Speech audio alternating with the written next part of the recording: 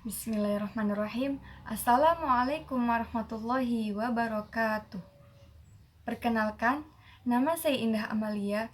Saya mahasiswa YIN Syekh Nurjati Cirebon, jurusan Pendidikan Islam Anak Usia Dini. Membuat video ini sebagai salah satu tugas mandiri dari mata kuliah Pendidikan Seks Anak Usia Dini. Baik, pada kali ini saya akan membahas tentang materi, model, dan metode pembelajaran pendidikan seks anak usia dini sesuai dengan kurikulum pendidikan anak usia dini. Baik, sebelum kita membahas lebih jauh, pada hakikatnya kita sebagai orang tua atau pendidik wajib mengetahui tentang sexual abuse. Nah, sexual abuse merupakan salah satu tindakan pemaksaan hubungan kelamin yang dilakukan oleh orang dewasa kepada anak yang disertai dengan ancaman baik secara fisik maupun psikologis. Biasanya, sexual abuse ini disebut sebagai kekerasan seksual. Berikut ini merupakan bentuk-bentuk atau macam-macam dari sexual abuse. Sexual abuse itu terbagi menjadi 3. Yang pertama, pemerkosaan, yang kedua incest, yang ketiga eksploitasi. Apabila hal tersebut terjadi, maka akan berdampak pada korban kekerasan seksual. Berikut ini merupakan dampak kekerasan seksual diantaranya. Pertama, cemas, kedua, depresi, ketiga, isolasi, keempat, ledakan kemarahan, kelima, permusuhan, keenam, citra diri buruk. Anak merupakan generasi penerus bangsa yang harus dilindungi dan sebagai objek dasar yang harus dibekali dan diberikan tentang pendidikan seks sejak dini. Pendidikan seks sejak dini dapat dikenalkan dalam lingkungan keluarga, dalam lingkungan sekolah, maupun lingkungan masyarakat. Begitu pula, sekolah harus mencegah terjadinya kekerasan seksual dengan memperhatikan materi, lalu model, dan metode pembelajaran seks anak usia dini sesuai dengan kurikulum yang ada. Materi yang dapat digunakan untuk pendidikan seks anak usia dini yang pertama itu identitas gender.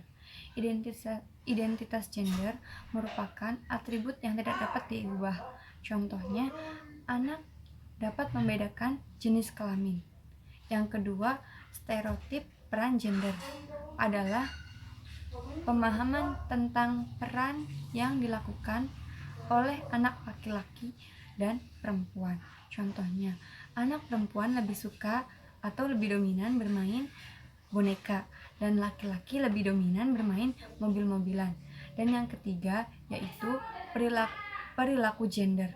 Perilaku gender merupakan kecenderungan anak untuk melakukan kegiatan secara normal dihubungkan dengan jenis kelamin.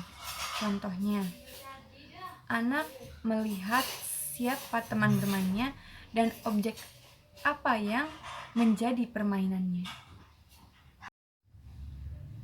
Adapun materi pokok yang dapat digunakan untuk pembelajaran pendidikan seks sesuai dengan tema atau subtema yaitu aku, tubuhku, keluargaku, pakaianku, orang-orang di sekitarku, cara merawat dan menjaga tubuh.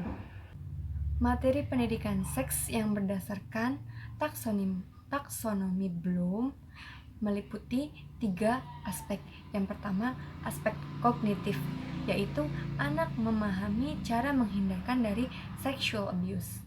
Yang kedua, aspek afektif, yaitu anak sadar akan bahaya dari sexual abuse tersebut. Dan yang ketiga, aspek psikomotorik, yaitu anak mampu melindungi diri sendiri atau mampu menolong diri sendiri dan orang lain melalui potensi kekuatan fisik dan psikologis yang dimiliki anak tersebut. Model pembelajaran pendidikan seks anak usia dini meliputi 3. Yang pertama, sentra bermain peran, meliputi pijakan lingkungan, pijakan sebelum bermain, pijakan selama bermain, dan pijakan setelah bermain. Yang kedua, pendekatan yang berpusat pada anak. Pada pendekatan ini dapat dilakukan dengan berdiskusi dan bercerita. Yang ketiga, pendekatan yang berpusat pada guru. Hal ini dapat dilakukan dengan ceramah. Kurikulum yang berdasarkan pendidikan seks anak usia dini meliputi pada aspek nilai agama moral, yaitu mempercayai adanya Tuhan melalui ciptaannya dengan mengenalkan anggota tubuh.